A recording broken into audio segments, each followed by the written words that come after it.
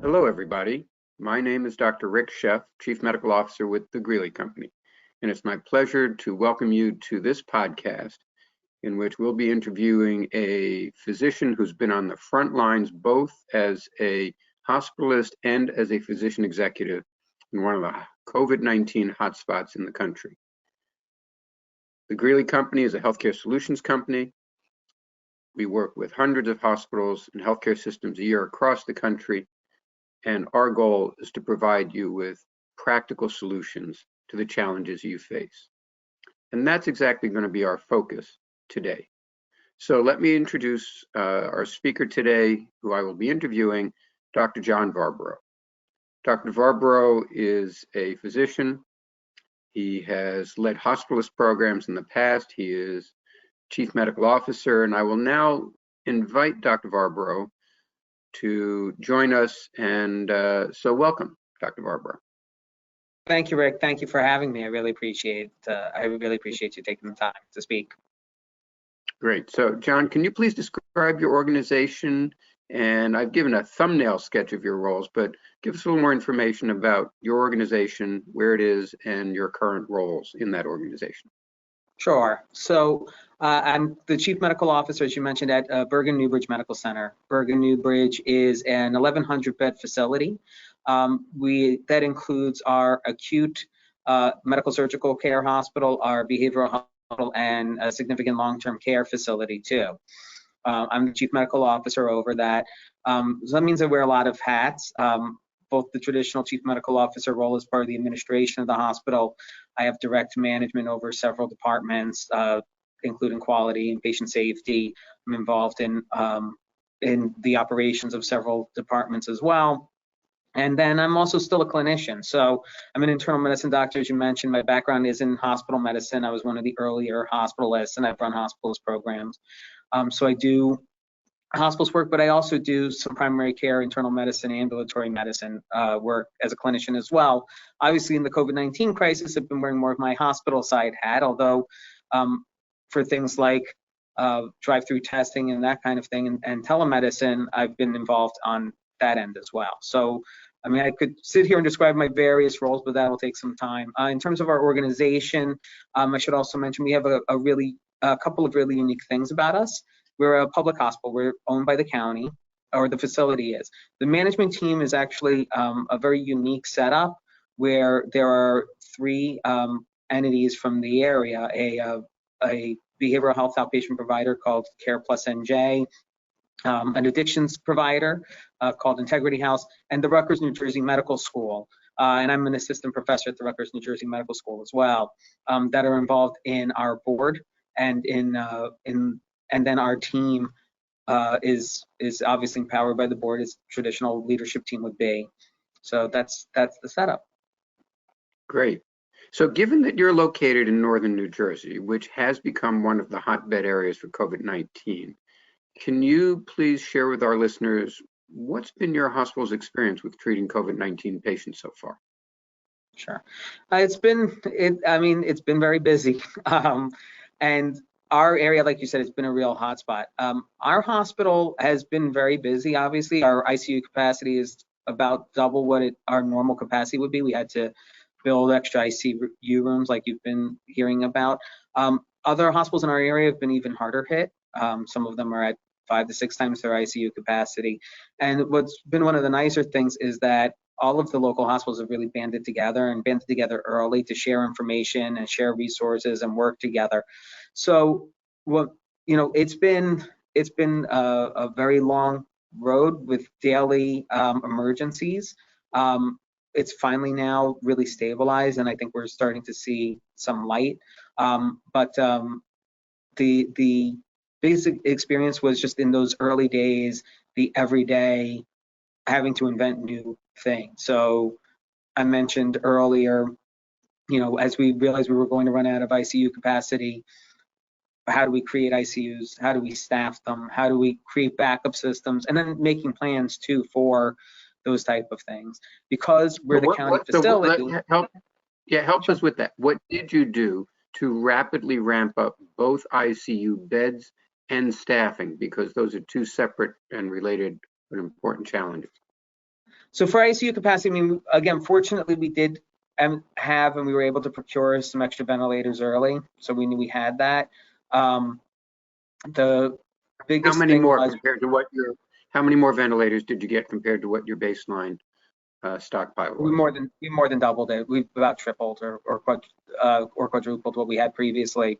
And then in terms of the actual space and the facilities, we very early started doing construction to convert rooms. So we had some rooms that were telemetry rooms that were near our ICU that we did a lot of work on. And fortunately, like I said, we were able to talk with our neighboring hospitals to share ideas on what to do with them. So like for instance, you know, we wanted to try to minimize the amount of people having to go in and out of the rooms, both for their safety and also to minimize PPE burn rates.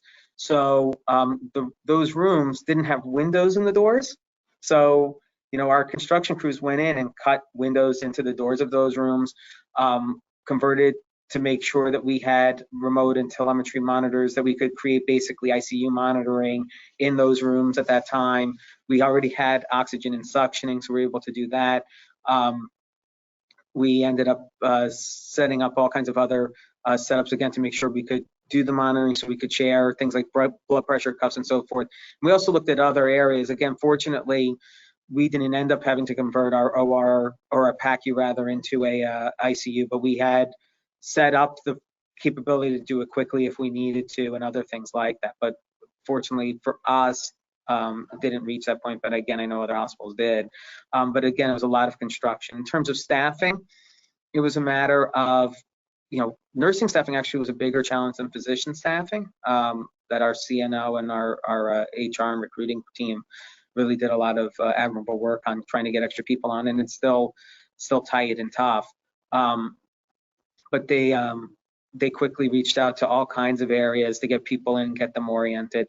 On the physician side, we were actually able to mobilize a lot of our own staff to help because there were physicians, even in the internal medicine areas, who had their capacity go down. We were able to mobilize those. So, you know, our gastroenterologists, for instance, you know, weren't doing as many endoscopies and colonoscopies and other procedures because we slowed down significantly elective procedures. So they were now available and said, hey, I'm here. You know, there's one person in particular who comes to mind and said, I'm here, help. Let me go over to them and help, and I'll work as a hospitalist. I'm here anyway, and I can help.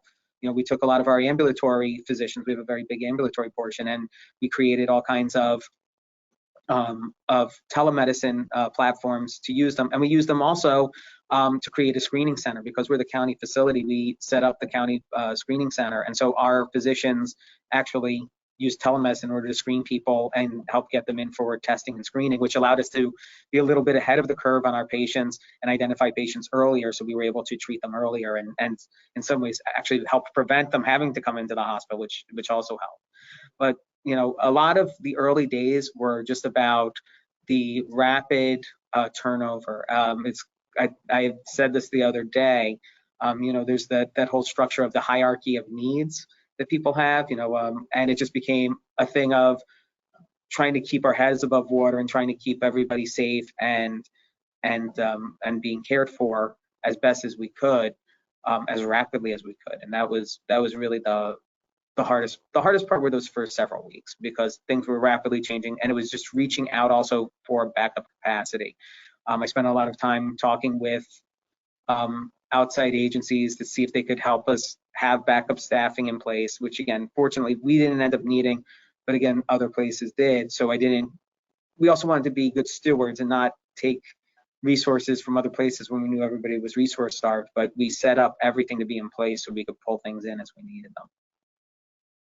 And one of the things that I think you've shared before is something happened in call it your local market, where hospitals that usually compete with each other suddenly were all hands on deck, and how do we help each other?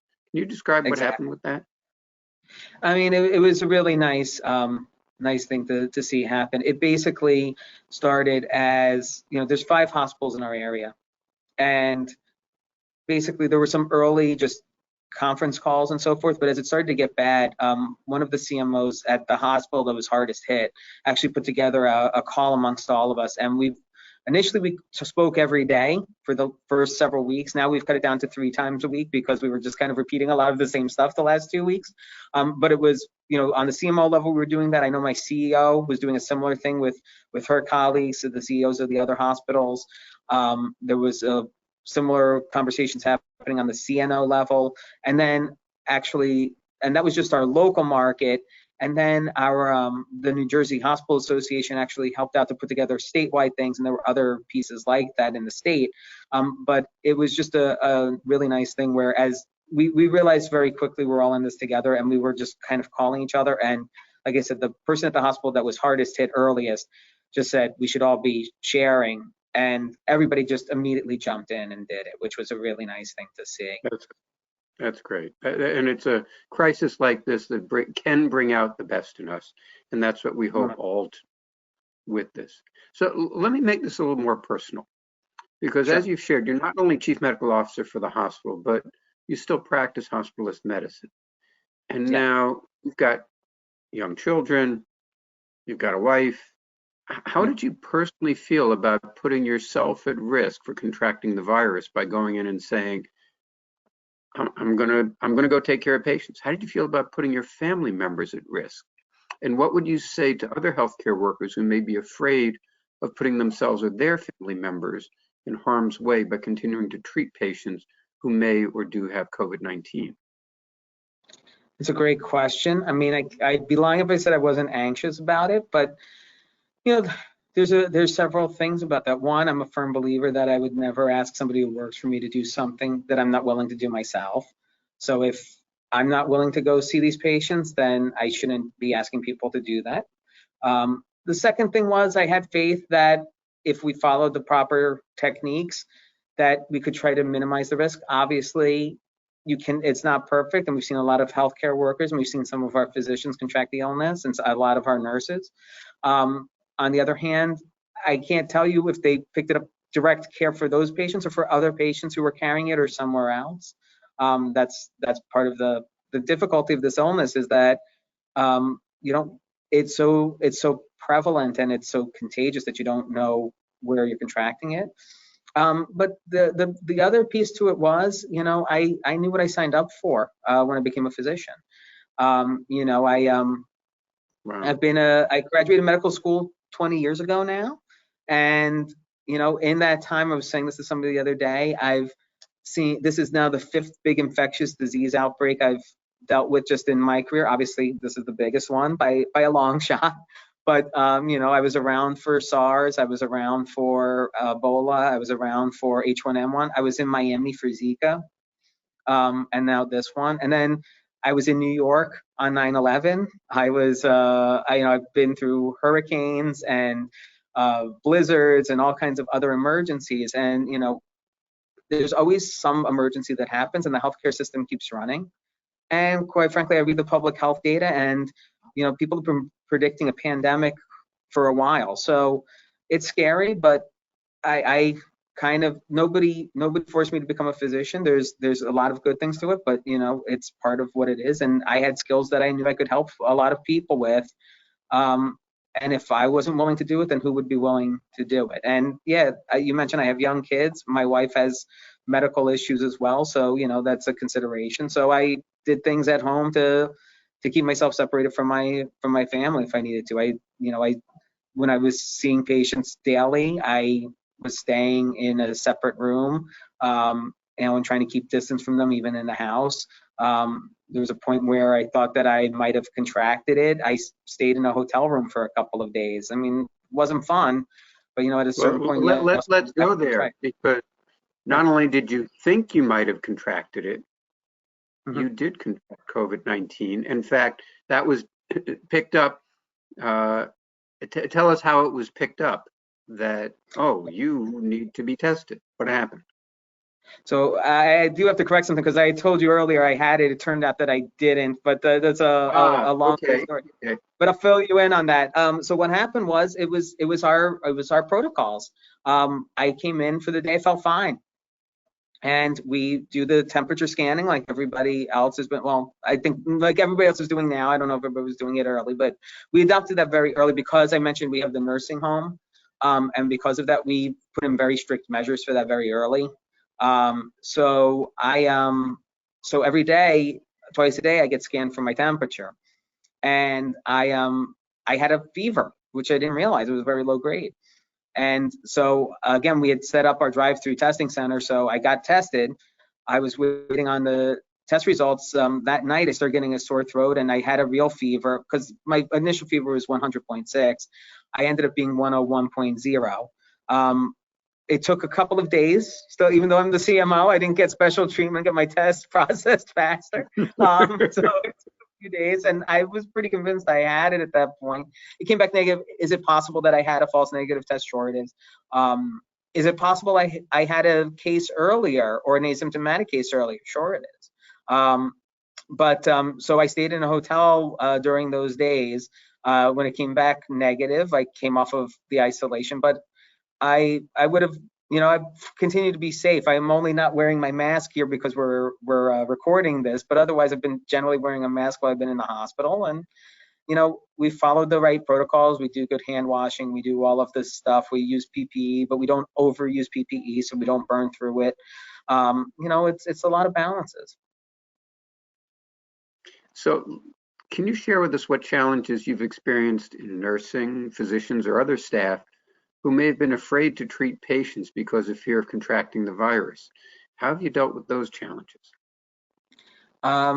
So that's hard. And it's hard because you understand it. I understand also everybody's situation is different, right? I understand that some people are dealing with other things that I don't know about, and I understand that. On the other hand, like I said, we did sign up to be in healthcare. But you try to talk with people and you try to talk with them on their level and you try to say, like, here's the reason why we're the way we're doing them, and here's the reason why, we'd like to have you here. Everybody has to make their own decisions. I can't force them to do anything they don't want to do. I can only lead by example and by, and by holding the line too. The other issue is if you're going to make special accommodations for certain people, then you have to be sure that you're doing it judiciously in the same way for everybody, right? If we allow this in these circumstances, then it has to be that for whoever that person is, whether they're the highest person on the ladder or the lowest person on the ladder. And that doesn't just affect the direct providers like nurses and doctors. That goes to your cleaning staff, to your social workers, to everybody else. We have the same policy for everybody. And we have the exceptions for things that we have, and we try to do as much stuff remotely as we can do.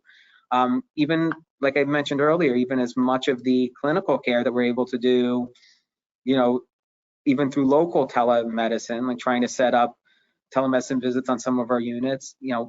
We have a public county hospital in an older building, so our tech capabilities aren't as advanced as some other hospitals, but we've tried to do, and we had to stand up a lot of stuff new. That was the other big thing in the early days, was there was a lot of IT development that had to be done that's still going on, just because there were so many new things we had to rush to get up and running, and you can't snap your fingers and have it all appear as much as you'd like it to. What were some of those IT things that had to get set up quickly? A lot of the telemedicine platforms. We've been talking about building it up earlier, but even just not just setting up the platforms and getting them established and getting the phone numbers out and getting everything set up, but also setting up the operations around them. So some of that had to do with just the speed of Wi-Fi connections, particularly on some units, to things like, how do you set up registering patients? I mentioned we have a lot of behavioral health here. How do you set up group sessions?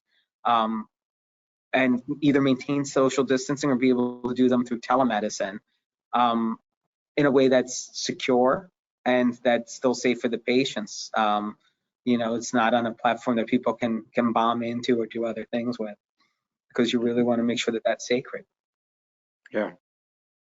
So one of the things that we in leadership talk a lot about is organizational culture. And we're working on managing organizational culture all the time, and suddenly we're in a crisis. and you enter that crisis with your historic organizational culture. Yeah. So how has the organizational culture in your organization that existed leading up to this pandemic impacted individual responses and your organization's responses to the COVID-19 pandemic? What challenges and opportunities has this created?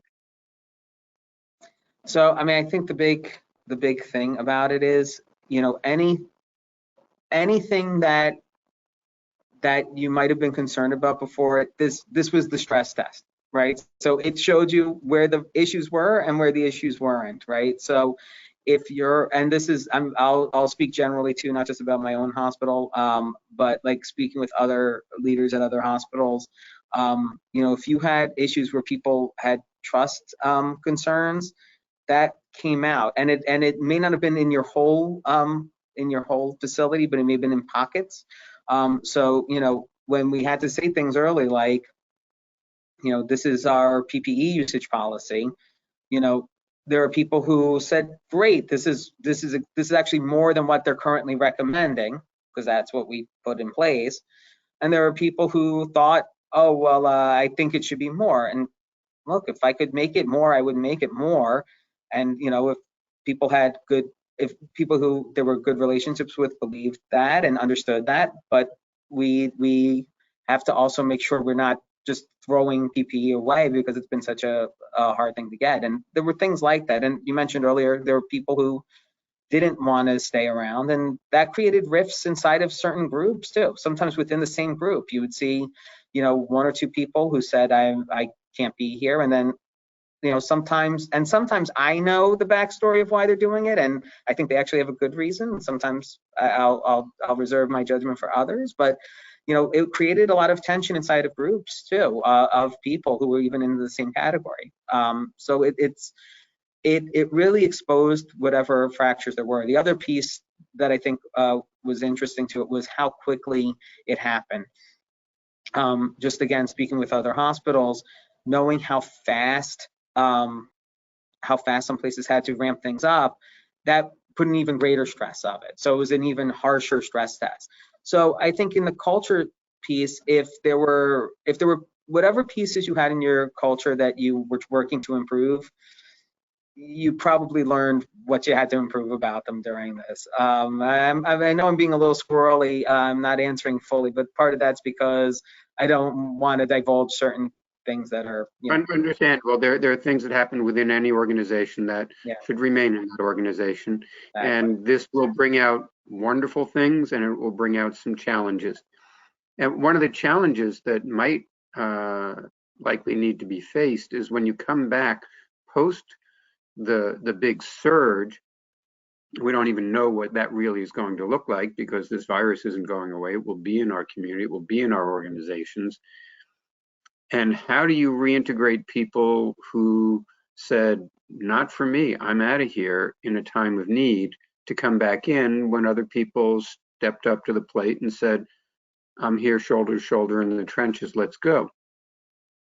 It's a great question, and I don't know that I know the answer to it. I think we're going to have to look at everything on a case-by-case and group-by-group basis, and it's going to depend also on how their colleagues respond to it in a lot of ways. You know, there's going to be people who have some hard feelings. There's going to be people who are going to understand, and there's also relevant law around it too. You don't want it to feel like you're like,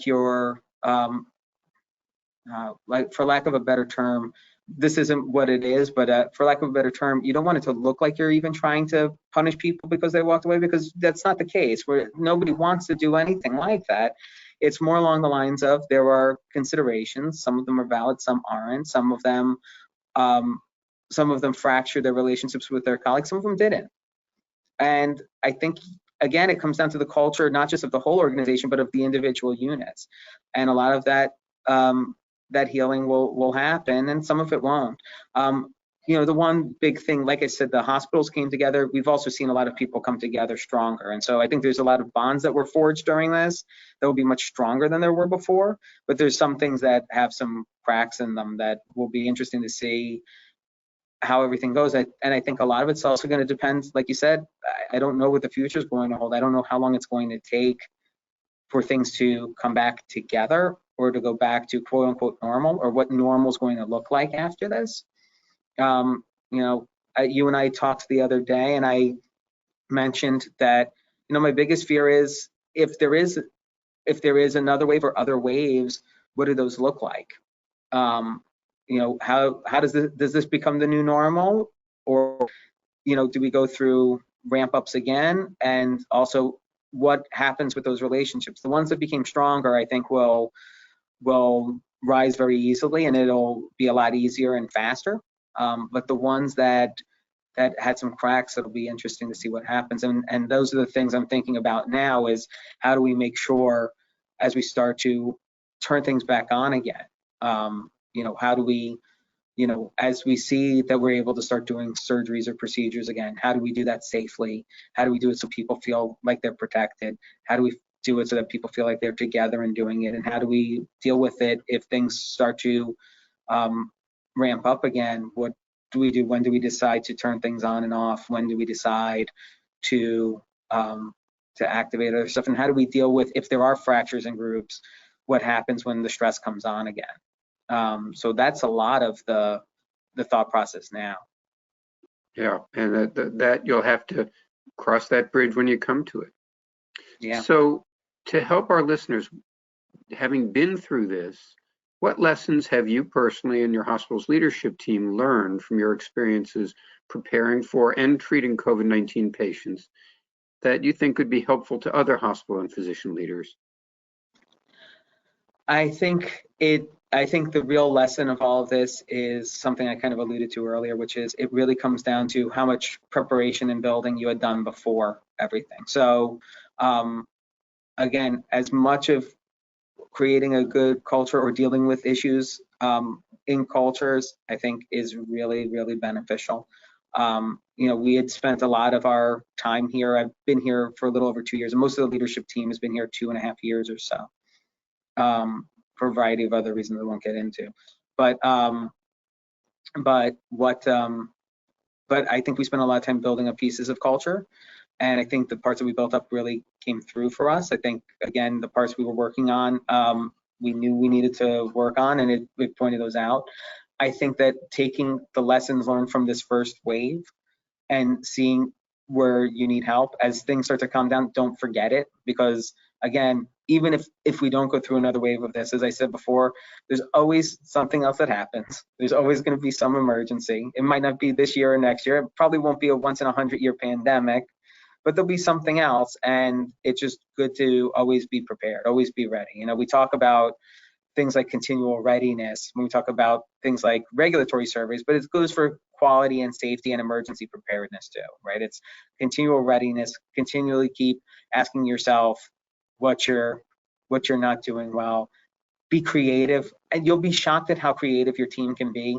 You'll be shocked at how creative your partnerships can be, and how fast things can really get done once everything else falls by the wayside. I think that was the other thing that was really encouraging, was the things that normally take time to do in a normal hospital because everybody's busy and everybody's tied up with stuff. When it became we were all focused on the same goal, stuff happened so quickly. I can't even believe how quickly certain things happened that normally I would sit there and go, oh, this will take forever. And it happened in less than a day, you know, because everybody was, you know, and it's not that people are bad or doing bad things normally. It's that we always have, you know, so many things we're trying to get done and everybody's got different priorities. And at this point, we were all on the same priority and it got done. Well, that gives us hope and faith and trust that when given the opportunity, there will be a lot of people who step up to the plate, who have the can-do attitude, who make it happen, who get creative, who find their way over, under, around barriers that nobody thought could be gotten through that quickly. So thank you very much for sharing something that gives us all that kind of hope, that in this kind of crisis, some of our best does come forward. So let's close this time together by asking a question. Sure. Since you're on the other side of this, you're not surging right now. You may be plateauing and maybe starting to come down. Yeah. Not totally out of the woods. Nope. What do you now know that you wish you had known at the beginning of preparing for and treating COVID-19 patients? That's both for you personally and for your hospital's leadership team. I think if I could have known stuff earlier, I think it would have been, I mean, there's a lot of specific little things that I'm that come to mind when you ask that question, like but they're not the things that would be helpful to the general audience. Like, oh, if I could have done that thing 2 days earlier, or I could have waited on that one. I think the best thing to have known earlier was there were a lot of people who you could trust, and that those, if I could go back and just know who the people who would come through in ways that I didn't expect them to would be, because I would have even used them earlier. There were some people who really stepped up to the plate, and there's some who come to mind really quickly, and I would have grabbed them even earlier in everything, just to get them ramped up and going, because some people just came through in shining ways. And I think I tend to be a people person, and I think, in a lot of ways it comes down to the people, and just knowing exactly who those people were. I had a good idea of who it would be, but just knowing, like, if somebody could have told me, John, these are the 10, 15, 20 people who are going to come through strongest for you, that would have been probably the most helpful thing. In terms of general stuff for other hospitals, I think just knowing that there are a lot of things you can do when you're getting creative. I tend to be a creative person generally, but don't let the normal, we can't get it done because of X things get in your way. Throw everything out on the table and see what you could get done. Because again, once the hierarchy of needs fell down, it became just throw everything on the table and see what's able to get accomplished. Just throw it out, even if you think it's crazy and stupid. We couldn't do it, throw it out, because even, if somebody else says something that they think that won't work, but maybe triggers an idea in me, and maybe what I say then, even though I think, well, it's not right, triggers something in somebody else, and all of a sudden you come up with a workable idea of something that you can actually make work. And I think that that's probably the best lesson from all of this, was when all of the normal blocks that we put up for ourselves fall away, just how much stuff we could get accomplished. That's great. And it actually, as you said, put it all on the table. I had this visual image from the movie Apollo 13, when they threw everything on the table and said, this is what they have in that capsule. Now figure it out. And that's exactly what you had to do. And you lived it as a team, and the frontline folks as well, and you did it. And so I want to say thank you to you, not only for your time with us today and sharing what you've learned, but also for the work you've done as a leader in healthcare at a time of need. And you're showing up on the front lines and leading by example. That took great courage. And you showed the best of what being a physician is, and the best of what being a healthcare leader is. So thank you very much. Oh, thank you very much. I appreciate that. But I'm far from the only person who should be thanked for that. There's a lot of people all over the country who really stepped up. And again, and not just the physician leaders, like I said, it was the nurses, it was the people who came and cleaned the rooms, it was the people who made the food, it was all over the place. I mean, there were really a lot of people who stepped up and helped us get through this that are, really remarkable.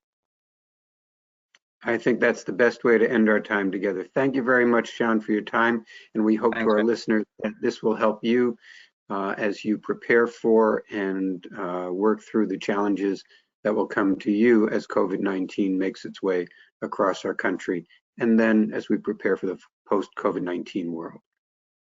Thanks, appreciate it. Thank you. And thank you to everyone who's listening for all you do to take care of the people in your community. That's what counts most.